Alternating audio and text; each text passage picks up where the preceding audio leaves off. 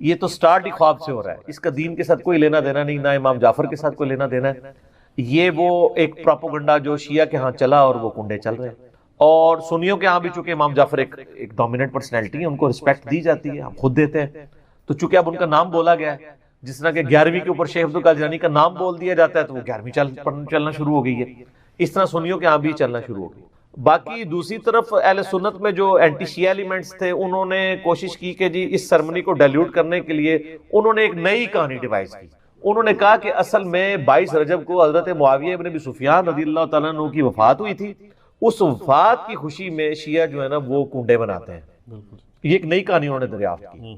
تو یہ کہانی جب آپ نے دریافت کی ہے تو یہ کہانی دریافت جن لوگوں کے بارے میں کی ہے، سر ان کی بھی رائے لے لیں کہ ان کا موقف یہ ہے بھی ہے کہ نہیں، تو وہ آپ کو کہیں گے کہ ہمارے لیے حضرت معاویہ کی موت یا زندگی اتنی اہمیت کی حامل نہیں ہے کہ ہم اس کو سیلیبریٹ کریں۔ وہ تو کہتے ہیں ہم ان کو کوئی اہمیت دیتے ہی نہیں ہے، ہم ان کو اتنا امپورٹنٹ پرسنالٹی کے طور پہ نہیں مانتے۔ وہ کیا مانتے ہیں؟ وہ اگلا معاملہ ہے، لیکن کہتے ہیں اتنا بھی ہم نے سیریس نہیں لیا ہوا ان کو۔ یہ اسی طریقے سے ہے جیسا کہ بریلویوں کو یہ کیا کہانی کی کروائی جاتی ہے اور دیوبندیوں کو کہ اہل حدیث اماموں کو نہیں مانتے۔ ہم بھی بچپن میں، میرا خود بھی سارے فرقوں میں، مطلب میرا تو بلٹ اپ سارا بریلویت میں ہوا ہے، تو اب یہ بہت بڑی کہانی اور چل رہی ہے۔ آپ کسی اہل حدیث سے بھی جا کے پوچھیں کہ یار آپ اماموں کو نہیں مانتے، وہ کہیں گے نعوذ باللہ ہم تو مطلب اماموں کی خدمات کو لے کے چل رہے ہیں۔ چلے اگر امام حنیفہ رحمہ اللہ سے کوئی اختلاف بھی ہوا کسی مسئلے میں وہ تو الگ بات، باقی جو 3 بڑے فقہ کے امام ہیں، 3 وہ جو کہانی کرا کے بتائے گئے ہیں، یہ تو ہزاروں فقہ کے امام ہیں جن کے نام کتابوں میں ہیں لیکن وہ پبلکلی نہیں چلے۔ یہ وہ 4 امام تھے جن کو فرقوں نے آپ سمجھ لیں پروموشن کرنا شروع کر دی، تو ایک معاملات چل گئے، پارٹیاں مل گئی ان کو۔ جیسے نبی الاسلام کی ایک بیٹی سیدہ فاطمہ کو پارٹی مل گئی، باقی بیٹیوں کو پارٹی نہیں ملی تو وہ بیچاری مشہور نہیں ہوئی، حالانکہ شیعہ کی معتبر کتابوں کے اندر یعنی نبی الاسلام کی 4 بیٹیاں، ایران کے شیعہ تو 4 وہ کہتے ہیں یہ تو انڈاؤٹڈ مسئلہ ہے، یہاں پہ کہانیاں انہوں نے کروائی ہوئی ہیں۔ ایون سب سے بڑا جو رافضی ہے یاسر الحبیب، وہ بھی نبی الاسلام کی 4 بیٹیاں مانتا ہے، وہ بھی اس کے بھی انکار کرنے کی ضرورت نہیں ہوئی۔ نہج البلاغہ کے اندر مولا علی علیہ السلام نے حضرت عثمان کو داماد رسول فرمایا، ٹھیک ہے، تو کہانیاں لیکن وہ چل رہی ہوتی ہیں اس طریقے سے۔ تو وہ ایک کہانی انہوں نے چلا دی اور وہ کہانی ان کی بکنی شروع ہو گئی کہ اماموں کو نہیں مانتے۔ وہ آپ اہل حدیثوں سے پوچھے آپ اماموں کو مانتے ہیں، وہ کہتے ہیں سر اماموں کو نہ مانے تو ہماری ساری کتابیں ختم ہو جائیں گی، کیونکہ امام بخاری کے استاد ہیں احمد بن حنبل، احمد بن حنبل کے استاد ہیں امام شافعی، امام شافعی کے استاد ہیں امام مالک، اور ان اماموں سے حدیثیں ہیں بخاری مسلم میں۔ اگر ہم ان اماموں کو ہی نہ مانیں تو ان حدیثوں کو پھر ہم کہاں سے مانیں گے جن کی چین سے وہ آ رہی ہیں؟ وہ پھر آپ کو بتائیں گے کہ ہم اماموں کو بھی مانتے ہیں اور اماموں کی بھی مانتے ہیں۔ اماموں کو مانتے ہیں کہ ان کی رسپیکٹ کرتے ہیں، اماموں کی مانتے ہیں کہ اماموں نے ہمیں بتایا ہے کہ ہماری کوئی بات بھی کتاب و سنت کے خلاف ہو تو اس کو چھوڑ دو۔ ہم اماموں کی روایت کردہ احادیث کو مانتے ہیں، باقی ان کے جو فتاوی جات ہیں جو دوسری صحیح الاسناد احادیث یا صحابہ کی اقوال کی روشنی میں غلط ثابت ہوتے ہیں، ہماری روشنی میں نہیں ان کی روشنی میں، ہم ان چیزوں کو چھوڑ دیتے ہیں۔ تو اسی طریقے سے شیعہ کے بارے میں کہانی کرا دی، وہ حضرت معاویہ کی ڈیتھ کا دن منا رہے ہیں اور یہ سنی بھی ان کے دیکھا دیکھی شروع ہو گیا، ان کا اور چل رہا ہے۔ یہ اصالہ ثواب کے معاملے میں میرا بالکل کیٹاگوریکل ایک اوپینین ہے۔ لاکھوں لوگوں نے یوٹیوب پہ میری ویڈیو دیکھی ہے، مسئلہ نمبر 74۔ آپ اصالہ ثواب لکھیں یوٹیوب پہ، ٹاپ آف لسٹ میری وہ ویڈیو کھل جائے گی، اس میں نے ساری چیزیں بتائی ہیں۔ 11ویں ہو، میلاد ہو، محرم کی نیاز ہو یا آپ کی یہ رجب کے کنڈے ہوں، ان ساروں کے بارے میں کہ یہ سب کی سب ایکٹیویٹیز دین میں خود سے داخل کی گئی ہیں۔ ہم ان کو کفر و شرک والا معاملہ نہیں کہتے لیکن بدعات تو ہیں۔ اب رہ گیا مسئلہ کہ اس طرح کی ایکٹیویٹیز میں جو کھانا ہے وہ حلال ہے یا حرام ہے، وہ بھی میں نے اس کے اندر بتایا ہوا ہے کہ کھانے کو حرام کہنے کے لیے یہ چیز ضروری ہے کہ آپ پہلے اس کی حرمت ثابت کریں۔ اس میں 2 طریقے ہیں، یا تو وہ چیز جو پکائی جا رہی ہے وہ حرام ہو، کوئی خنزیر بنا دیتا ہے تو حرام ہے، یا چیز تو پاک تھی لیکن اس کے ذبح کے وقت زبر کے ساتھ غیر اللہ کا نام لیا گیا تو وہ پھر بھی حرام ہو جائے گی۔ تیسرا مسئلہ ہے تقرب والا۔ تقرب میں اب 2 طرح کے آپشن ہیں۔ ایک تقرب یہ ہے کہ کوئی شخص یہ کہتا ہے کہ میں فلاں بزرگ کے اصالہ ثواب کے لیے کر رہا ہوں، حضرت حسین علیہ السلام کو ثواب پہنچے، ایک میری طرف سے ہدیہ، تو اس کے معاملے میں بھی ایسا کوئی سختی والا معاملہ نہیں ہے۔ لیکن اگر کوئی تقرب یہ کر رہا ہے کہ یہ اصالہ ثواب ان کو پہنچے اور وہ میرے مشکل کشا ہے اور اس کے بدلے میں یہ میری مصیبت حل کر دیں گے، تو وہ تو نیاز کے بغیر ہی عقیدہ شرکی ہے، نیاز تو سائڈ پہ رہ گئی، عقیدہ ہی غلط ہے، ٹھیک ہے نا۔ تو ہمارا تو موقف یہ ہے کہ ہمارے پاس کوئی اس طرح کی کھانے پینے کی چیز لے آتا ہے، ہم اس سے پہلے پوچھتے ہیں کس کے نام کی ہے. اگر وہ کہتا ہے اللہ کے نام کی ہے تو بسم اللہ پڑھ کے کھا لیں. اگر وہ کہتا ہے یہ فلاں بزرگ کی ہے تو اسے پوچھے یہ بزرگ کے نام سے مراد آپ کیا لے رہے ہیں؟ کیا ان کی رضا کی خاطر ہے، ان کے نام کا ذبیح ہے؟ تو سر یہ کوئی بھی نہیں آپ کو کہے گا. کوئی جاہل کہہ دے تو کہہ دے، وہ کہے گا نہیں نہیں اللہ کا نام دیا ثواب پہنچانا ہے انہوں نے. اچھا جی، پھر زیادہ وہم نکال لیں تو آپ پوچھ لیں کہ ثواب پہنچا کے کڈنا کہے وچوں جے تسی واقعی کھانا نہیں کھانا تے، جے کھانا کھانا تے اتنے تک ہی سوال رکھو، زیادہ غلوف نہ کریں آپ کیونکہ غلوف کریں گے نا تو معاملات بگڑیں گے. اور یہ میں آپ کو اپنی طرف سے نہیں بتا رہا، صحیح بخاری میں سیدہ عائشہ نے نبی علیہ السلام سے پوچھا یا رسول اللہ علیہ وسلم یہ کچھ نیو مسلم ہے، ہمیں نہیں پتا انہوں نے ذبیحہ صحیح کیا یا نہیں کیا، تو یہ جب کوئی اس طرح کی گفٹ لے کے آتے ہیں ہم کیا کریں؟ آپ نے بسم اللہ پڑھ کے کھا لیا کرو. اللہ آپ نے کہا کہ بلاؤ، آپ یہ بھی کہہ سکتے تھے حلف دلواؤ، یہ وہ وہم نکالا کہ مسلمان کا ذبیحہ ہے نا تو حسن ظن رکھو، زیادہ نیٹی گریٹی میں نہ پڑھو. ٹھیک ہے نا. اس کا غلط رزلٹ بھی نکال لیا یوسف القرضاوی صاحب نے. انہوں نے وہ اسلام میں حلال و حرام ایک کتاب لکھی، اس میں انہوں نے لکھا کہ یہ جو غیر مسلموں کے بھی جو ذبیحے چل رہے ہیں نا، اور جو KFC میکڈونلڈ چل رہے ہیں جو ڈیفینیٹلی ذبیحے ہے ہی نہیں ہے، وہ اللہ کے نام کے کیا، وہ تو مطلب بالکل ذبح والا معاملہ ہی اس کے اندر اس طریقے سے نہیں ہے، نہ وہ اللہ کا نام لیتے ہیں. وہ کہتے ہیں بسم اللہ پڑھ کے آپ کھا سکتے ہیں، اور اس حدیث سے پلی لی. تو میں نے ان کا بھی رد کیا کہ سر ایڈی بھی کھلی چھٹی نہ دو، مسلمان کا ذبیحہ ہے نا اس کے اوپر آپ کو وہم نہیں کرنا چاہیے اگر وہ مسلمان ہے. اب وہ اگلا مسئلہ شروع ہو جائے گا کہ وہ بریلوی ہے، دیوبندی ہے، اہل حدیث ہے، شیعہ ہے. یہ نوی کہانی کرنے کی ضرورت نہیں ہے. اہل کتاب کا ذبیحہ بھی حلال ہے. تو اگر آپ ایک دوسرے کو مسلمان ماننے کے لیے تیار نہیں، چلو اہل کتاب ہی مان لو. یہود و نصارہ کی عورتوں سے تو آپ کا نکاح جائز ہے سورۃ المائدہ کے پہلے رکوع کے تحت، اور اسی رکوع میں آتا ہے کہ اہل کتاب کا ذبیحہ بھی حلال ہے. جی ہاں، اگر وہ اللہ کے نام کے اوپر کیا ہو. تو اگر یہود و نصارہ کا اللہ کے نام کا ذبیحہ حلال ہے تو جو آپ کے اپنے اہل کتاب ہیں، قرآن کے فائنل ٹیسٹمنٹ کے ماننے والے، وہ تو old testament new testament tempered form میں مان رہے ہیں، اور جو آپ کے نبی کے عاشق ہیں، جو محمد اور آل محمد کے لیے جان دینے کے لیے تیار ہیں، سر ان کے اوپر آپ کم از کم یہودیوں والا سٹیٹس تو ان کو دے دیں. ٹھیک ہے، تو وہ آپ دینے کے لیے تیار نہیں ہے. اسی پہ میرا ایک کلپ بھی ہے، وہ کیا سنی شیعہ کا نکاح ہو سکتا ہے؟ اس کا بھی پھر اتنا مذاق اڑاتے ہیں. سر میں نے تو کہانی الٹ دی ہے نا، میں نے سوال کرنے والے سے یہ میرا کلپ لاگو، میں نے کہا یہ سوال نہ کریں سنی شیعہ کا، آپ یہ پوچھیں سنی کا بھی نکاح ہو سکتا ہے کہ نہیں؟ کیونکہ اگر سنی حنفی ہے تو وہ یا سنی حنفی دیوبندی ہوگا یا سنی حنفی بریلوی ہوگا. تو ہے تو دونوں سنی نا. سنی اہل حدیث ہوا تو بہت دور بیچارہ بیٹھا ہے، اس کی تو کوئی اوقات ہی نہیں نا ان کے نزدیک، وہ تو بہت تھوڑے ہیں. اور سر آپ کو کبھی میں احکام شریعت ان کی اور ملفوظات میں سے دیوبند اور اہل حدیث کے بارے میں ان کے جو فتوے پڑھ کے سناؤں نا، تو وہ آپ یقین کریں آپ کے کانوں سے دھواں نکلنا شروع ہو جائے. جو سخت لفظ انہوں نے استعمال کیے ہیں، وہ کہتے ہیں جی اگر کسی کا یعنی بچہ جو ہے وہ دیوبندی اہل حدیث ہو گیا تو اس کو باپ کی وراثت سے بھی کچھ نہیں ملے گا کیونکہ وہ مسلمان رہا ہی نہیں ہے. اللہ جی سر ظاہر ہے جب آپ نے ایک اصول کھڑا کیا اس کی کورالریز پھر یہی نکلیں گی. حسام الارمین میں لکھا ہے نا انہوں نے کہ چوتھا فرقہ وہابیہ شیطانیہ جو شیطان لعین آفاق کے فالوورز ہیں، جیسا کہ روافظ جو ہیں وہ شیطان اطاق کے فالوور ہیں. پھر آگے جا کے لکھتے ہیں کہ ان تمام لوگوں کے کفر میں شک کرنے والا بھی کافر ہے، اور اس پہ اجماع ہے کہ سب کے سب مرتد اور خارج اسلام ہیں. جب مرتد بھی ہوگے خارج اسلام بھی ہوگے، آپ نکاح کی سوچ رہے ہیں، وہ تو آپ کو یہ کہہ رہے ہیں کہ آپ نعرے تکبیر پڑھ کے ان پہ چڑھ دوڑیں. یہ اور یہی حال ادھر بھی آپ المحند المفند میں لکھا ہے کہ جو بریلوی ہیں وہ ایک شیطانی لشکر ہے جو ہم پہ حملہ آور ہو گیا، جس طرح کے شیاطین انبیاء پر حملہ آور ہوتے تھے. مجھے بعض لوگوں نے کہا جی یہ تو ذرا سافٹ ورڈز ہیں، انہوں نے شیطان ہی کہا ہے نا بریلویوں کو. احمد بریلوی تو بہت آگے گئے. سر یہ احمد بریلوی سے 4 ہاتھ آگے گئے ہیں، آپ کو پتہ نہیں چلا، ہم آپ کو انجینئرنگ کر کے بتاتے ہیں. انہوں نے لکھا ہے کہ یہ شیاطین اس طریقے سے حملہ آور ہوئے ہیں ہمارے علماء دیوبند پہ، اور ساتھ رضی اللہ عنہم بھی لکھا ہوا ہے علماء دیوبند کو، جس طرح انبیاء پر شیاطین حملہ آور ہوتے تھے. انبیاء پہ جو شیاطین حملہ آور ہوتے تھے وہ مسلمان شیاطین ہوتے تھے. یہ ایک طریقہ ہے ایسے کر کے کان پکڑنے کا، جسے میں نے کہا نا کہ میں نے گرم تولیہ پھیر کے نا ان کے وہ سارے میک اپ اتار دیے. نہیں ہم نے کوئی تکفیر تو نہیں کی، ہم تو تکفیر کرتے ہی نہیں نا. پرانی باتیں، پرانے بزرگ، پرانے کہانیاں. اور نہیں آئی یہ کہانی کہ یہ نہیں آپ یہ لکھوا کے دیں کہ ہمارے علاوہ سارے فرقے ہمارے نزدیک گمراہ ہیں، لیکن ایک نہ ایک دن جنت میں چلے جائیں گے عذاب بھگت کے، کیونکہ مسلمان تو ہیں ہی ہیں. یہ آپ کو کوئی بھی لکھ کے دے.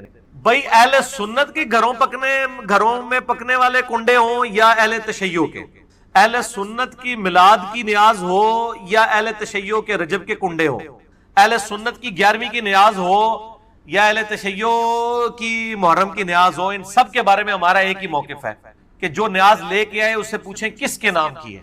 اگر وہ کہہ دے اللہ کے نام کی ہے تو وہ کھانا حلال ہے، رزق ضائع نہیں ہوگا. البتہ یہ عمل کرنا، 11ویں دلوانا، تیجے 40ویں کرنا، اس عمل کو تو آپ بدعت کہہ سکتے ہیں، لیکن جب وہ اللہ کے نام کا ہوگا نا تو وہ کھانا حرام نہیں ہوگا. اور اگر اس طرح کی تفریقات کے بغیر کوئی شخص صدقہ اور خیرات کے لیے مردے کی طرف سے، میت کی طرف سے لوگوں کو کھانا کھلا دیتا ہے، اس پہ تو ویسے بھی کوئی اعتراض نہیں ہے. میت کی طرف سے مسئلہ 74 میرا لاکھوں لوگ دیکھ چکے ہیں. اصال ثواب، اصال ثواب لفظ دنیا میں بیٹھ کے کہیں لکھا جائے، سب سے پہلے ہمارا کلپ کھلتا ہے، 2.25 گھنٹے کا لیکچر ہے اور کوئی 3.5 پونے 4 لاکھ لوگ دیکھ چکے ہیں. الحمدللہ میں نے ساری ڈیٹیلز اس میں بتائی ہیں، وہ آپ دیکھیں. ہمارا موقف یہ ہے کہ اللہ کے، اگر وہ کہتا ہے یہ اللہ کے نام کا نہیں ہے، یہ نبی علیہ السلام کے نام کا ہے، حسین علیہ السلام کے نام کا ہے، فلاں کے نام کا ہے، تو اس سے پھر پوچھیں کاؤنٹر کوسچن کہ اس کا مطلب کیا ہے. اگر وہ کہتا ہے کہ نام اللہ کے نیاز کی ہے، ہم ثواب امام حسین علیہ السلام کو پہنچانا چاہتے ہیں، تو یہ بھی کھانا حرام نہیں ہوگا. لیا وہ سارے اجمی تھے، امام بخاری ہو، امام مسلم ہو، امام ابو داؤد، امام ترمذی، یہ سب اجمی ہیں جن سے اتنے بڑے لیول کا اللہ تعالیٰ نے کام دیا. حدیثیں انہوں نے محفوظ کی، نبی علیہ السلام کی سنت کو محفوظ کیا اس حوالے سے. تو وہاں پر بھی نبی علیہ السلام نے کہا کہ وہ 12 مہینے ہیں، اور وہ جو کہ آگے پیچھے کرتے رہتے تھے، وہ اتنی دفعہ آگے پیچھے ہوئے کہ آٹومیٹکلی نبی علیہ السلام کی بعثت کی برکت سے جس سال حضور نے حج کیا نا، وہ آئٹریشن پرفارم ہو کے اوریجنل جگہ پہ واپس آ گئی ہوئی تھی. تو وہاں آپ نے پھر فکس کر دیا، پھر اس کے بعد کوئی اس میں کسی نے تبدیلی نہیں کی. آج تک ماشاءاللہ اسی طریقے سے معاملات چل رہے ہیں. ان عدت الشہور عند اللہ 12 شہرا فی کتاب اللہ، بے شک اللہ کے نزدیک مہینوں کی گنتی 12 ہے اللہ تعالیٰ کی کتاب میں، لوح محفوظ میں، اللہ تعالیٰ کے بنائے ہوئے ڈیوائن پلان کے اندر. یوم خلق السماوات والارض، جب سے اللہ تعالیٰ نے آسمانوں اور زمین کو پیدا کیا ہے، مہینے 12 ہیں. اور یہ دیکھیں 12 مہینے آلموسٹ سارے کیلنڈرز میں چل رہے ہیں، چاہے لیونر ہو، سولر ہو، اس کے علاوہ بھی جو کیلنڈرز ہیں ان کے اندر. منہا 4 حرم، ان میں سے 4 حرمت والے ہیں، جو میں نے بتایا بخاری مسلم میں آ گیا. 4 مہینے ذی-قعدہ، ذوالحجہ اور محرم، اور اس کے بعد پھر بعد میں رجب. یہ 3 کنسیکٹیو ہے ایک الگ سے. ذالک الدین القیم، یہ ہے اللہ تعالیٰ کا قائم کردہ دین، یہ اللہ تعالیٰ کی شریعت ہے. فلا تظلموا فیہن، تو اس میں ظلم نہ کرنا ان مہینوں میں، انفسکم، اپنے آپ پر. یعنی شریعت نے جو پابندیاں ان مہینوں میں لگائی ہیں اسے آپ نے وائلیٹ نہیں کرنا. سب سے بڑی پابندی یہ تھی کہ آپ نے ان مہینوں میں جنگ نہیں کرنی. ایون جنگ صفین روک دی گئی تھی حرمت والے مہینے کی وجہ سے. اب تو ایسے کوئی خیال ہی نہیں ہوتا، یعنی کہیں اسلامی حکومتوں کو خیال ہی نہیں ہوتا کہ یہ جو اپنی جنگیں یا آپریشنز لانچ کر رہے ہیں یہ حرمت والے مہینوں میں ہے بھی ہے یا نہیں. ان چیزوں کا خیال نہیں رکھا جاتا. اس میں ایک پلی مل جاتی ہے جو ساتھ ہی ذکر آ رہا ہے کہ اگر کافر یا اسلام کے دشمن آپ کے اوپر جنگ مسلط کر دیں حرمت والے مہینے میں، تو پھر آپ نے یہ نہیں کہنا کہ اس مہینے میں ہم نہیں لڑتے لہذا ہمیں مار دو. نہیں، پھر آپ نے لڑائی کرنی ہے. اس کا وبال ان کافروں پر ہوگا، ان باغیوں پہ ہوگا. وقاتل المشرکین کافہ، اور جنگ کرو مشرکین کے ساتھ پورے زور کے ساتھ. کما یقاتلونکم کافہ، جس طرح کہ وہ سب کے سب تمہارے ساتھ جنگ پر آمادہ ہوتے ہیں، تم بھی پوری اپنی تسلی کرو. وَاعْلَمُوا، اور جان لو، ان اللہ مع المتقین، بے شک اللہ تعالیٰ تقوی کی روش اختیار کرنے والوں کے ساتھ ہے. جو اللہ تعالیٰ کی شریعت کی پابندی کرنے والے لوگ ہیں ان کے ساتھ ہے اللہ تعالیٰ، جو اللہ سے ڈرنے والے. انما النسیء زیادۃ فی الکفر، حرمت والے مہینوں کو ہٹا دیتے ہیں اور اضافہ کرنا ہے کفر میں. زیادۃ فی الکفر یضل بہ الذین کفروا، اور اس کے ذریعے گمراہ کیے جاتے ہیں وہ لوگ جو کافر ہیں. وہ جو میں نے بتایا یہ مہینوں کی گنتی آگے پیچھے کرتے تھے وہ ساتھ آ بھی جائے گا. یحلونہ عاما ویحرمونہ عاما، حلال کر دیتے ہیں ایک مہینے کو ایک سال اور حرام کر دیتے ہیں اس کو دوسرے سال. وہ کیوں کرتے ہیں؟ گنتی پوری کرنے کے لیے. لیواطئوا عدۃ ما حرم اللہ، تاکہ وہ گنتی پوری کر دیں حرمت کے مہینوں کی جو اللہ کے ہاں ہے. وہ 4 کی گنتی وہ سال میں، یعنی انہوں نے 4 مہینے پورے کر دینے کسی طریقے سے. وہ چاہے اللہ کے بتائے ہوئے مہینے تھے یا نہیں تھے، انہوں نے کہا جی 4 کی گنتی ہم پوری کر دیں گے. زین لہم سوء اعمالہم، اس طرح آراستہ کر دیے گئے ان کے لیے ان کے برے اعمال. واللہ لا یہدی القوم الکافرین، اور اللہ تعالی کفر اختیار کرنے والوں کو، جو جان بوجھ کے کفر اختیار کرتے ہیں، انہیں کبھی ہدایت نہیں دیتا. یعنی یہ ہدایت زبردستی نہیں ہوگی، کوشش کرنے والوں کے لیے ہوگی. اور جو آنکھیں بند کر کے لیٹے ہوئے ہیں انہیں کبھی اللہ تعالیٰ جگائے گا نہیں. ہاں جو سوئے ہوئے ہیں انہیں جگایا جائے گا، اگر اٹھنا چاہیں تو اٹھ جائیں، اور جو اٹھنے کے لیے تیار نہیں ہے وہ جو مرضی ہو جائے، وقت کا پیغمبر بھی موجود ہو، اللہ کی وحی بھی نازل ہو رہی ہو، تب بھی ہدایت قبول نہیں کریں گے. اس کی واضح مثال ابو جہل ہے، ابو لہب ہے. ابو لہب تو ہاشمی تھا، نبی الاسلام کے خاندان سے تھا، لیکن دیکھ لیں ٹس سے مس نہیں ہوا. حالانکہ نبی الاسلام کا پورا کریکٹر بچپن سے لے کے بعثت تک ان کے سامنے تھا، اس کے باوجود انہوں نے حق کو قبول نہیں کیا. اور جن کی قسمت میں حق تھا وہ سلمان فارسی جیسے لوگ کہاں سے چلے؟ سلمان فارسی فارس سے چلے اور مکے تک پہنچ کے نبی الاسلام پر ایمان لے آئے. جو کوشش کرنے والے ہیں والذین جاہدوا فینا لنہدینہم سبلنا، جو لوگ بھی ہماری راہ میں کوشش کریں گے ہدایت کی راہیں کھل جائیں گی، ایسی راہیں کھلیں گی کہ کہیں نہ کہیں سے وہ خود بخود حق بات تک پہنچیں گے. اور جو کفر کی روش اختیار کرنے والے جان بوجھ کے، ان کو اللہ تعالیٰ ہدایت نہیں دیں گے. کوئی اہمیت نہیں ہے جی. شریعت محمدیہ کے اندر یہ ایک بدعت داخل کی گئی ہے صلی اللہ علیہ وآلہ وسلم. یہ جس طریقے سے کئی کہانیاں چل رہی ہیں نا، یہ کنڈے بھی ایک کہانی ہے. اور ظاہر ہے جب بھی کوئی کہانی لانچ کرنی ہوتی ہے امت کے اندر، کسی بڑی پرسنالٹی کے ساتھ اسے منسوب کیا جاتا ہے. تو یہ کنڈے منسوب کیے ہیں انہوں نے سیدنا امام جعفر بن محمد باقر بن علی بن حسین بن علی علیہ السلام اجمعین، المتوفى 148 ہجری. وہ کہتے ہیں امام جعفر کسی کو خواب میں آئے تھے، انہوں نے بشارت دی تھی کہ جو رجب کے کنڈے کرے گا تو اس کے لیے یہ بشارتیں ہوں گی.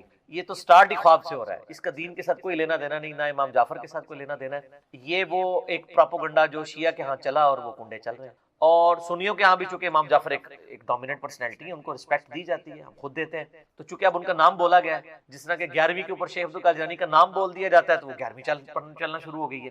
اس طرح سنیوں کے ہاں بھی چلنا شروع ہو. باقی دوسری طرف اہل سنت میں جو اینٹی شیعہ ایلیمنٹس تھے، انہوں نے کوشش کی کہ جی اس سرمنی کو ڈیلیوٹ کرنے کے لیے انہوں نے ایک نئی کہانی ڈیوائز کی. انہوں نے کہا کہ اصل میں 22 رجب کو حضرت معاویہ ابن ابی سفیان رضی اللہ تعالیٰ عنہ کی وفات ہوئی تھی. اس وفات کی خوشی میں شیعہ جو ہے نا وہ کنڈے مناتے ہیں. یہ ایک نئی کہانی انہوں نے دریافت کی. تو یہ کہانی جب آپ نے دریافت کی ہے تو یہ کہانی دریافت جن لوگوں کے بارے میں کی ہے، سر ان کی بھی رائے لے لیں کہ ان کا موقف یہ ہے بھی ہے کہ نہیں. تو وہ آپ کو کہیں گے کہ ہمارے لیے حضرت معاویہ کی موت یا زندگی اتنی اہمیت کی حامل نہیں ہے کہ ہم اس کو سیلیبریٹ کریں. وہ تو کہتے ہیں ہم ان کو کوئی اہمیت دیتے ہی نہیں ہے، ہم ان کو اتنا امپورٹنٹ پرسنالٹی کے طور پہ نہیں مانتے. وہ کیا مانتے ہیں؟ وہ اگلا معاملہ ہے. لیکن کہتے ہیں اتنا بھی ہم نے سیریس نہیں لیا ہوا ان کو. یہ اسی طریقے سے ہے جیسا کہ بریلویوں کو یہ کیا کہانی کی کروائی جاتی ہے اور دیوبندیوں کو کہ اہل حدیث اماموں کو نہیں مانتے. ہم بھی بچپن میں، میرا خود بھی سارے فرقوں میں، مطلب میرا تو بلٹ اپ سارا بریلویت میں ہوا ہے. تو اب یہ بہت بڑی کہانی اور چل رہی ہے. آپ کسی اہل حدیث سے بھی جا کے پوچھیں کہ یار آپ اماموں کو نہیں مانتے، وہ کہیں گے نعوذ باللہ ہم تو مطلب اماموں کی خدمات کو لے کے چل رہے ہیں. چلے اگر امام حنیفہ رحمہ اللہ سے کوئی اختلاف بھی ہوا کسی مسئلے میں وہ تو الگ بات. باقی جو 3 بڑے فقہ کے امام ہیں، 3 وہ جو کہانی کرا کے بتائے گئے ہیں، یہ تو ہزاروں فقہ کے امام ہیں جن کے نام کتابوں میں ہیں لیکن وہ پبلکلی نہیں چلے. یہ وہ 4 امام تھے جن کو فرقوں نے آپ سمجھ لیں پروموشن کرنا شروع کر دی. تو ایک معاملات چل گئے، پارٹیاں مل گئی ان کو. جیسے نبی الاسلام کی ایک بیٹی سیدہ فاطمہ کو پارٹی مل گئی، باقی بیٹیوں کو پارٹی نہیں ملی تو وہ بیچاری مشہور نہیں ہوئی. حالانکہ شیعہ کی معتبر کتابوں کے اندر یعنی نبی الاسلام کی 4 بیٹیاں. ایران کے شیعہ تو 4 وہ کہتے ہیں یہ تو انڈاؤٹڈ مسئلہ ہے. یہاں پہ کہانیاں انہوں نے کروائی ہوئی. ایون سب سے بڑا جو رافضی ہے یاسر الحبیب، وہ بھی نبی الاسلام کی 4 بیٹیاں مانتا ہے. وہ بھی اس کی بھی انکار کرنے کی ضرورت نہیں ہوئی. نہج البلاغہ کے اندر مولا علی علیہ السلام نے حضرت عثمان کو داماد رسول فرمایا. ٹھیک ہے، تو کہانی ہے لیکن وہ چل رہی ہوتی ہے اس طریقے سے. تو وہ ایک کہانی انہوں نے چلا دی اور وہ کہانی ان کی بکنی شروع ہو گئی کہ اماموں کو نہیں مانتے. وہ آپ اہل حدیثوں سے پوچھے آپ اماموں کو مانتے ہیں، وہ کہتے ہیں سر اماموں کو نہ مانے تو ہماری ساری کتابیں ختم ہو جائیں گی. کیونکہ امام بخاری کے استاد ہیں احمد بن حنبل، احمد بن حنبل کے استاد ہیں امام شافعی، امام شافعی کے استاد ہیں امام مالک، اور ان اماموں سے حدیثیں ہیں بخاری مسلم میں. اگر ہم ان اماموں کو ہی نہ مانیں تو ان حدیثوں کو پھر ہم کہاں سے مانیں گے جن کی چین سے وہ آ رہی ہیں. وہ پھر آپ کو بتائیں گے کہ ہم اماموں کو بھی مانتے ہیں اور اماموں کی بھی مانتے ہیں. اماموں کو مانتے ہیں کہ ان کی رسپیکٹ کرتے ہیں، اماموں کی مانتے ہیں کہ اماموں نے ہمیں بتایا ہے کہ ہماری کوئی بات بھی کتاب و سنت کے خلاف ہو تو اس کو چھوڑ دو. ہم اماموں کی روایت کردہ احادیث کو مانتے ہیں. باقی ان کے جو فتاوی جات ہیں جو دوسری صحیح الاسناد احادیث یہ صحابہ کی اقوال کی روشنی میں غلط ثابت ہوتے ہیں، ہماری روشنی میں نہیں ان کی روشنی میں، ہم ان چیزوں کو چھوڑ دیتے ہیں. تو تو اسی طریقے سے شیعہ کے بارے میں کہانی کرا دی، وہ حضرت معاویہ کی ڈیتھ کا دن منا رہے ہیں، اور یہ سنی بھی ان کے دیکھا دیکھی شروع ہو گیا، ان کا اور چل رہا ہے۔ یہ اصالہ ثواب کے معاملے میں میرا بالکل کیٹاگوریکل ایک اوپینین ہے۔ لاکھوں لوگوں نے یوٹیوب پہ میری ویڈیو دیکھی ہے، مسئلہ نمبر 74۔ آپ اصالہ ثواب لکھیں یوٹیوب پہ، ٹاپ آف لسٹ میری وہ ویڈیو کھل جائے گی، اس میں میں نے ساری چیزیں بتائی ہیں۔ 11ویں ہو، میلاد ہو، محرم کی نیاز ہو، یا آپ کی یہ رجب کے کنڈے ہوں، ان ساروں کے بارے میں کہ یہ سب کی سب ایکٹیویٹیز دین میں خود سے داخل کی۔ ہم ان کو کفر و شرک والا معاملہ نہیں کہتے، لیکن بدعات تو ہیں۔ اب رہ گیا مسئلہ کہ اس طرح کی ایکٹیویٹیز میں جو کھانا ہے وہ حلال ہے یا حرام ہے، وہ بھی میں نے اس کے اندر بتایا ہوا ہے کہ کھانے کو حرام کہنے کے لیے یہ چیز ضروری ہے کہ آپ پہلے اس کی حرمت ثابت کریں۔ اس میں دو طریقے ہیں، یا تو وہ چیز جو پکائی جا رہی ہے وہ حرام ہو، کوئی خنزیر بنا دیتا ہے تو حرام ہے، یا چیز تو پاک تھی لیکن اس کے ذبح کے وقت زبر کے ساتھ غیر اللہ کا نام لیا گیا تو وہ پھر بھی حرام ہو جائے گی۔ تیسرا مسئلہ ہے تقرب والا۔ تقرب میں اب دو طرح کے آپشن ہیں۔ ایک تقرب یہ ہے کہ کوئی شخص یہ کہتا ہے کہ میں فلاں بزرگ کے اصالہ ثواب کے لیے کر رہا ہوں، حضرت حسین علیہ السلام کو ثواب پہنچ جائے، ایک میری طرف سے ہدیہ، تو اس کے معاملے میں بھی ایسے کوئی سختی والا معاملہ ہے۔ لیکن اگر کوئی تقرب یہ کر رہا ہے کہ یہ اصالہ ثواب ان کو پہنچے اور وہ میرے مشکل کشا ہے اور اس کے بدلے میں یہ میری مصیبت حل کر دیں گے، تو وہ تو نیاز کے بغیر ہی عقیدہ شرکی ہے، نیاز تو سائڈ سے رہ گئی، عقیدہ ہی غلط ہے، ٹھیک ہے نا۔ تو ہمارا تو موقف یہ ہے کہ ہمارے پاس کوئی اس طرح کی کھانے پینے کی چیز لے آتا ہے، ہم اس سے پہلے پوچھتے ہیں کس کے نام کی ہے۔ اگر وہ کہتا ہے اللہ کے نام کی ہے، بسم اللہ پڑھ کے کھا لیں۔ اگر وہ کہتا ہے یہ فلاں بزرگ کی ہے تو اسے پوچھیں یہ بزرگ کے نام سے مراد آپ کیا لے رہے ہیں، کیا ان کی رضا کی خاطر ہے، ان کے نام کا ذبیح ہے؟ تو سر یہ کوئی بھی نہیں آپ کو کہے گا، کوئی جاہل کہہ دے تو کہہ دے، وہ کہے گا نہیں نہیں اللہ کا نام دیا ثواب پہنچانا ہے انہوں نے۔ اچھا جی، پھر زیادہ وہم نکالنا ہے تو آپ پوچھ لیں کہ ثواب پہنچا کے کٹنا کہے وچوں جے تسی واقعی کھانا نہیں کھانا تے، جے کھانا کھانا تے اتنے تک ہی سوال رکھو، زیادہ غلوف نہ کریں آپ، کیونکہ غلوف کریں گے نا تو معاملات بگڑیں گے۔ اور یہ میں آپ کو اپنی طرف سے نہیں بتا رہا، صحیح بخاری میں سیدہ عائشہ نے نبی علیہ السلام سے پوچھا یا رسول اللہ علیہ وسلم یہ کچھ نیو مسلم ہے، ہمیں نہیں پتا انہوں نے ذبیحہ صحیح کیا ہوا یا نہیں کیا، تو یہ جب کوئی اس طرح کی گفٹ لے کے آتے ہیں ہم کیا کریں؟ آپ نے بسم اللہ پڑھ کے کھا لیا کرو۔ اللہ آپ نے کہا کہ بلاؤ، آپ یہ بھی کہہ سکتے تھے حلف دلواؤ، یہ وہ وہم نکالا کہ مسلمان کا ذبیحہ ہے نا تو حسن ظن رکھو، زیادہ نٹی گریٹی میں نہ پڑھو۔ اس کا غلط رزلٹ بھی نکال لیا یوسف القرضاوی صاحب نے، انہوں نے وہ اسلام میں حلال و حرام ایک کتاب لکھی، اس میں انہوں نے لکھا کہ یہ جو غیر مسلموں کے بھی جو ذبیحے چل رہے ہیں نا، اور جو KFC میکڈونلڈ چل رہے ہیں جو ڈیفینیٹلی ذبیحے ہے ہی نہیں ہے، وہ اللہ کے نام کے کیا، وہ تو مطلب بالکل ذبح والا معاملہ ہی اس کے اندر اس طریقے سے نہیں ہے، نہ وہ اللہ کا نام لیتے ہیں، وہ کہتے ہیں بسم اللہ پڑھ کے آپ کھا سکتے ہیں، اور اس حدیث سے پلی لی۔ تو میں نے ان کا بھی رد کیا کہ سر ایڈی بھی کھلی چھٹی نہ دو، مسلمان کا ذبیحہ ہے نا اس کے اوپر آپ کو وہم نہیں کرنا چاہیے اگر وہ مسلمان ہے۔ اب وہ اگلا مسئلہ شروع ہو جائے گا کہ وہ بریلوی ہے، دیوبندی ہے، اہل حدیث ہے، شیعہ ہے، یہ نئی کہانی کرنے کی ضرورت نہیں ہے، اہل کتاب کا ذبیحہ بھی حلال ہے۔ تو اگر آپ ایک دوسرے کو مسلمان ماننے کے لیے تیار نہیں، چلو اہل کتاب ہی مان لو۔ یہود و نصارہ کی عورتوں سے تو آپ کا نکاح جائز ہے سورۃ المائدہ کے پہلے رکوع کے تحت، اور اسی رکوع میں آتا ہے کہ اہل کتاب کا ذبیحہ بھی حلال ہے۔ جی ہاں، اگر وہ اللہ کے نام کے اوپر کیا ہو، تو اگر یہود و نصارہ کا اللہ کے نام کا ذبیحہ حلال ہے تو جو آپ کے اپنے اہل کتاب ہیں، قرآن کے فائنل ٹیسٹمنٹ کے ماننے والے، وہ تو old testament new testament tempered form میں مان رہے ہیں، اور وہ اتنے ظالم ہیں کہ نبی علیہ السلام کو وہ دجال سمجھتے ہیں، نعوذ باللہ۔ ظاہر ہے پیغمبر نہیں مان رہے، تو جب آپ کسی کو پیغمبر نہیں مان رہے، جس طرح ہم غلام احمد قادیانی کو پیغمبر نہیں مانتے، تو کیا سمجھتے ہیں؟ دجال کے اس نے دجل کیا ہے، جھوٹ بولا ہے، اس کے باوجود اللہ تعالیٰ کہہ رہا ہے کہ ان کا ذبیحہ بھی حلال ہے۔ اور جو آپ کے نبی کے عاشق ہیں، جو محمد اور آل محمد کے لیے جان دینے کے لیے تیار ہیں، سر ان کے اوپر آپ کم از کم یہودیوں نا سٹیٹس تو ان کو دے دیں، تو وہ آپ دینے کے لیے تیار نہیں ہے۔ اسی پہ میرا ایک کلپ بھی ہے، وہ کیا سنی شیعہ کا نکاح ہو سکتا ہے، اس کا بھی پھر اتنا مذاق اڑاتے ہیں۔ سر میں نے تو کہانی الٹ دی ہے نا، میں نے سوال کرنے والے سے یہ میرا کلپ لاکھوں، میں نے کہا یہ سوال نہ کریں سنی شیعہ کا، آپ یہ پوچھیں سنی کا بھی نکاح ہو سکتا ہے کہ نہیں، کیونکہ اگر سنی حنفی ہے تو وہ یا سنی حنفی دیوبندی ہوگا یا سنی حنفی بریلوی ہوگا، تو ہے تو دونوں سنی نا۔ سنی اہل حدیث ہوا تو بہت دور بیچارہ بیٹھا ہے، اس کی تو کوئی اوقات ہی نہیں نا ان کے نزدیک، وہ تو بہت تھوڑے ہیں۔ اور سر آپ کو کبھی میں احکام شریعت ان کی اور ملفوظات میں سے دیوبند اور اہل حدیث کے بارے میں ان کے جو فتوے پڑھ کے سناؤں نا، تو وہ آج یقین کریں آپ کے کانوں سے دھواں نکلنا شروع ہو۔ جو سخت لفظ انہوں نے استعمال کیے، وہ کہتے ہیں جی اگر کسی کا یعنی بچہ جو ہے وہ دیوبندی اہل حدیث ہو گیا تو اس کو باپ کی وراثت سے بھی کچھ نہیں ملے گا، کیونکہ وہ مسلمان رہا ہی نہیں ہے۔ جی سر ظاہر جب آپ نے ایک اصول کھڑا کیا اس کی کورالریز پھر یہی نکلیں گی۔ حسام الارمین میں لکھا ہے نا انہوں نے کہ چوتھا فرقہ وہابیہ شیطانیہ، جو شیطان لعین آفاق کے فالوورز ہیں، جیسا کہ روافظ جو ہیں وہ شیطان اتاق کے فالوور ہیں۔ پھر آگے جا کے لکھتے ہیں کہ ان تمام لوگوں کے کفر میں شک کرنے والا بھی کافر ہے، اور اس پہ اجماع ہے کہ سب کے سب مرتد اور خارج اسلام ہے۔ جب مرتد بھی ہوگے، خارج اسلام بھی ہوگے، آپ نکاح کی سوچ رہے ہیں، وہ تو آپ کو یہ کہہ رہے ہیں کہ آپ نعرے تکبیر پڑھ کے ان پہ چڑھ دوڑیں۔ یہ اور یہی حال ادھر بھی، آپ المحند و مفند میں لکھا ہے کہ جو بریلوی ہیں وہ ایک شیطانی لشکر ہے جو ہم پہ حملہ آور ہو گیا، جس طرح کے شیاطین انبیاء پر حملہ آور ہوتے تھے۔ مجھے بعض لوگوں نے کہا جی یہ تو ذرا سافٹ ورڈز ہیں، انہوں نے شیطان ہی کہا ہے نا بریلویوں کو، احمد بریلوی تو بہت آگے گئے ہیں۔ سر یہ احمد بریلوی سے 4 ہاتھ آگے گئے ہیں، آپ کو پتہ نہیں چلا، ہم آپ کو انجینئرنگ کر کے بتاتے ہیں۔ انہوں نے لکھا ہے کہ یہ شیاطین اس طریقے سے حملہ آور ہوئے ہیں ہمارے علماء دیوبند پہ، اور ساتھ رضی اللہ عنہم بھی لکھا ہوا ہے علماء دیوبند کو، جس طرح انبیاء پر شیاطین حملہ آور ہوتے تھے۔ انبیاء پہ جو شیاطین حملہ آور ہوتے تھے وہ مسلمان شیاطین ہوتے تھے۔ یہ ایک طریقہ ہے ایسے کر کے کان پکڑنے کا، جسے میں نے کہا نا کہ میں نے گرم تولیہ پھیر کے نا ان کے وہ سارے میک اپ اتار دیے۔ نہیں ہم نے کوئی تکفیر تو نہیں، تکفیر کرتے ہی نہیں نا، پرانی باتیں، پرانے بزرگ، پرانے کہانیاں، اور نہیں آئی ہے کہانی کہ یہ نہیں آپ یہ لکھوا کے دیں کہ ہمارے علاوہ سارے فرقے ہمارے نزدیک گمراہ ہیں، لیکن ایک نہ ایک دن جنت میں چلے جائیں گے عذاب بھگت کے، کیونکہ مسلمان تو ہیں ہی ہیں۔ یہ آپ کو کوئی بھی لکھ کے دینے کے لیے تیار نہیں ہوگا دوسرے فرقے کے بارے میں۔ تو کیا کر رہے ہیں؟ تکفیر کر رہے ہیں۔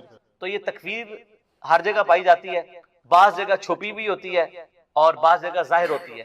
وہ جو چھپی بھی تھی وہ بھی چھپی بھی نہیں ہوئی ہے، وہ اب سامنے آ گئی ہے، کیونکہ ہم نے اس کے لیے ایک آپ کو امپیریکل فارمولا دے دیا ہے جس میں آپ ڈالتے ہیں فوراً باہر آ جاتا ہے۔ تو آپ چیک کر کے دیکھ لیں، بلکہ وہ آپ جب بات شروع ہی کریں گے نا تو سمجھ آ گئی ہے۔ اکثر لوگ ہمارے بھائی جاتے ہیں نا تو وہ بات شروع کرتے ہیں، پتہ لگ گیا کہ اسٹیشن تو بول رہے ہیں۔ اب تو لوگ ڈرتے ہیں حدیث کا نمبر بھی مانگتے ہوئے، ٹھیک ہے نا، تو لوگ تو کہتے ہیں یہ گمراہی ہے حدیث کا نمبر مانگنا۔ تو اسی طریقے سے چلیں جس طریقے سے ہم آپ کو چلیں۔ ہاں بدعت ہو جائے گا، واقعی بالکل صحیح بات ہے، بدعت ہو جائے گا۔ دیکھیں جی باقی معاملات میں بھی تو ہم ٹائم دے رہے ہوتے ہیں نا، کوشش تو یہی کرنی چاہیے کہ سارے وظائف جو آپ کر سکتے ہیں وہ ضرور کریں۔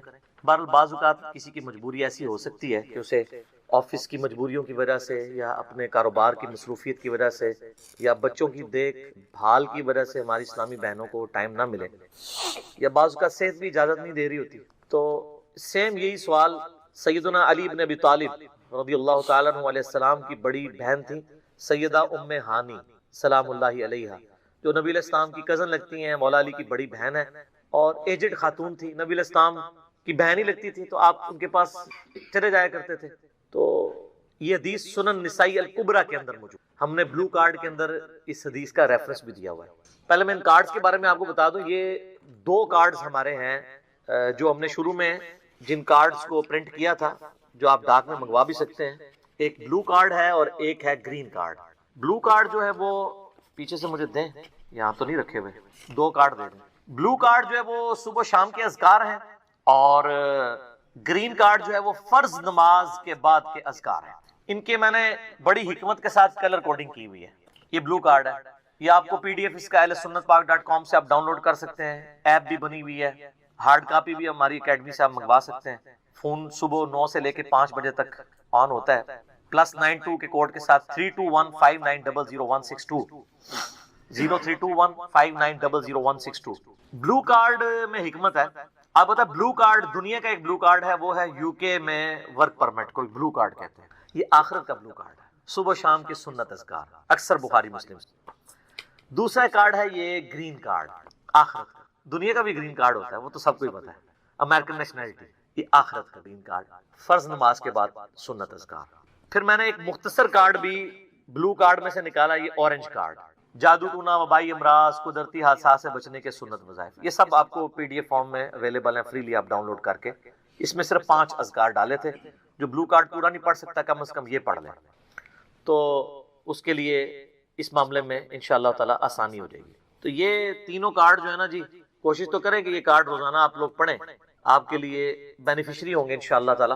بل سنن نسائی الکبریٰ کی طرف آئیں، وہ جو حدیث میں بیان کر رہا ہوں، ترمذی میں بھی روایت موجود ہے، لیکن ترمذی والی روایت جو ہے نا کمزور ہے۔ صحیح سند اس کی سنن نسائی الکبریٰ کے اندر ہے، ہمارے بلو کارڈ میں 19 نمبر کے اوپر یہ وظیفہ ہے۔ انٹرنیشنل نمبر کے مطابق 10680 10680 نمبر حدیث ہے۔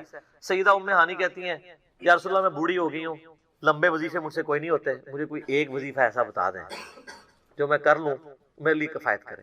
سر جو وظیفہ پھر لیا ہے نا مولا علی کی بہن نے، وہ ایسا وظیفہ ہے کہ مجھے ابھی تک اتنا تگڑا اور کوئی وظیفہ نہیں احادیث میں نظر آیا جس کی اتنی فضیلت ہو۔ آپ علیہ السلام نے فرمایا 100 دفعہ روزانہ سبحان اللہ پڑھ لیا کرو، تمہیں 100 غلام آزاد کرنے کا ثواب ملے۔ سر روزہ اگر آپ توڑ بیٹھیں تو ایک غلام آزاد کرنا پڑتا ہے، تو 100 روزوں سے بھی کے برابر یہ آپ سمجھ لیں۔ 100 دفعہ الحمدللہ پڑھ لیا کرو، تمہیں 100 گھوڑے اللہ کی راہ میں جہاد کے لیے بھیجنے کا ثواب ملے۔ 100 دفعہ اللہ اکبر پڑھ لیا کرو، تمہیں 100 اونٹ اللہ کی راہ میں بھیجنے کا، قربان کرنے کا، نہر کرنے کا ثواب ملے گا۔ 100 اونٹ، سر ایک اونٹ کی قیمت آلموسٹ 2-2.5 لاکھ ہے، کروڑوں روپے کا وظیفہ ہے جی، ملینز آف ڈالرز کا یہ وظیفہ ہے، فری میں۔ اور 100 دفعہ لا الہ الا اللہ پڑھ لیا کرو، یہ زمین و آسمان کے درمیان جتنا فاصلہ ہے اس کو ثواب سے بھر دے گا۔ سر لا الہ الا اللہ کے پھر برابری کون کر سکتا ہے؟ وہ حدیث بطاقہ ہے نا، کاغذ کے پرزے والی حدیث جامع ترمذی میں، کہ ایک شخص کے 99 دفاتر گناہوں کے کھولے جائیں گے اور نامہ مال تل رہا ہوگا، تو اللہ تعالیٰ فرمائے گا میں کسی کے ساتھ ناانصافی نہیں کرتا۔ دوسری طرف ایک کاغذ کا ٹکڑا ڈالا جائے گا جس پہ لا الہ الا اللہ لکھا ہوگا، وہ شخص کہے گا یہ ایک ٹکڑا کیا کر سکتا ہے، بس وہ رکھنے کی دیر ہوگی، وہ پڑھنا بھاری ہو جائے گا۔ اللہ کے نام سے تو وزنی کوئی چیز نہیں ہو سکتی، اسے کہتے ہیں کاغذ کے پرزے والی حدیث، اس کے لیے جنت کا حکم ہو جائے گا۔ لا الہ الا اللہ کا مقابلہ نہیں ہے۔ تو یہ 4 وظیفے ہیں، سبحان اللہ، الحمدللہ، اللہ اکبر، لا الہ الا اللہ۔ یہ اتنا محبوب وظیفہ ہے کہ جو سنن نبی داؤد میں، جامع ترمذی میں صلاۃ و تسبیح والی حدیث ہے، اس میں 300 دفعہ کون سے کلمات پڑھے جاتے ہیں؟ یہی سبحان اللہ والحمدللہ ولا الہ الا اللہ واللہ اکبر، بس اتنا ہی پڑھنا ہوتا ہے۔ یہ ولا حول ولا قوت الا باللہ کی حدیثیں الگ سے ہیں، لیکن صلاۃ و تسبیح میں اتنا ہی پڑھنا ہوتا ہے، چاروں کلمات۔ حتیٰ کہ صحیح مسلم میں حدیث ہے، نبی علیہ السلام نے فرمایا یہ 4 کلمات مجھے ہر اس چیز سے بڑھ کر محبوب ہیں جن پہ سورج طلوع ہوتا ہے، یعنی دنیا اور جو کچھ دنیا کے اندر ہے اس سے بڑھ کر مجھے یہ چیز محبوب ہے کہ میں یہ 4 کلمات کہہ لوں، سبحان اللہ والحمدللہ ولا الہ الا اللہ واللہ اکبر۔ اور صحیح مسلم کی ایک اور حدیث ہے کہ نبی علیہ السلام نے فرمایا اللہ تعالیٰ کو اس سے بڑھ کر کوئی اور کلمات محبوب نہیں ہے، اور یہ حصہ بخاری میں بھی ہے اس کا، اور اس میں اللہ تعالیٰ کی طرف سے کوئی پابندی نہیں ہے، تم ان کی ترتیب بھی بدل سکتے ہو، یعنی سبحان اللہ کے بعد آپ اللہ اکبر پڑھ لیں، پھر لا الہ الا اللہ، کوئی فرق نہیں ہے، یہ ایک اوپن چیز ہے۔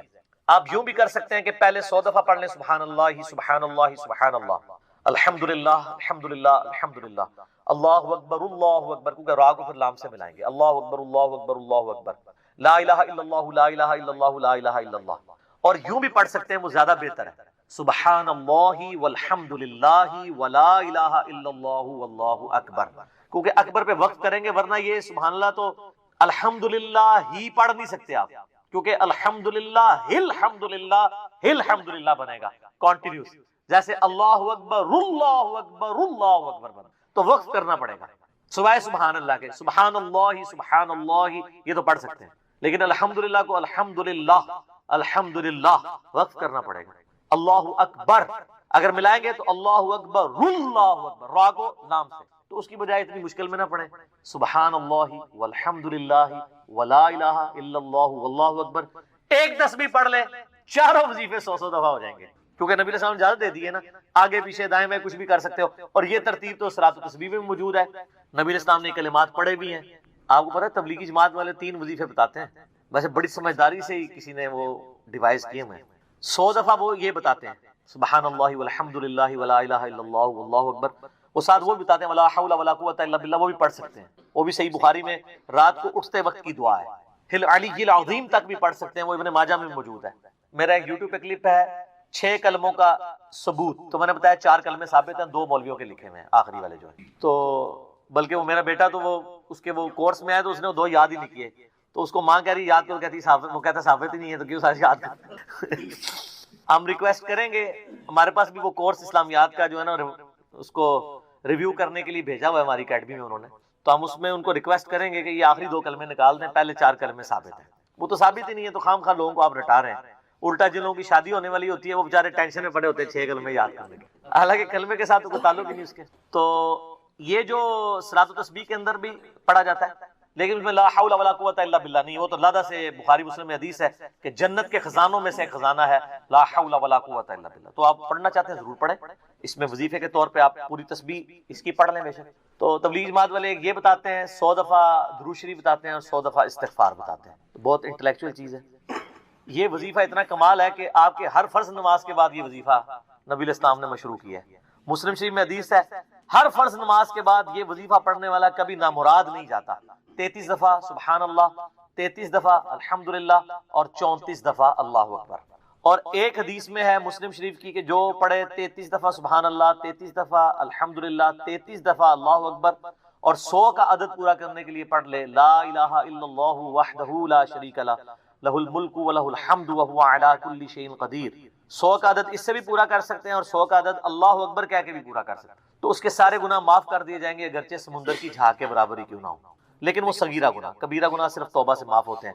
وہ صحیح مسلم میں حدیث ہے کہ اگر بڑے گناہوں سے بچا جائے تو ایک جمعے سے دوسرا جمعہ، ایک رمضان سے دوسرا رمضان اور ایک نماز سے دوسری نماز درمیان کے گناہوں کا کفارہ بن جائے گی. لیکن جو نماز ہی نہیں پڑھتا تو جمعہ پڑھتا رہے تو وہ تو بڑے گناہوں سے نہیں بچا ہوا نا. مسلم شریف میں حدیث ہے بندے کے کفر اور اسلام کے درمیان فرق نماز ہے.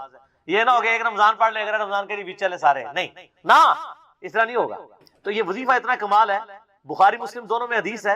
کچھ غریب صحابہ حضور کے پاس ہے، یا رسول اللہ ہر مقابلے میں ہم برابری کر لیتے ہیں امیر اصحاب کی. وہ روزے رکھتے ہیں ہم بھی روزے رکھ لیتے ہیں، وہ نمازیں پڑھتے ہیں ہم بھی نمازیں پڑھ لیتے ہیں، وہ جہاد کرتے ہیں ہم بھی جہاد کر لیتے ہیں. ایک معاملے میں آ کے ہم مارے جاتے ہیں. قرآن میں بار بار ہے اللہ کی راہ میں خرچ کرو، ہم تو خود ہی غریب ہیں.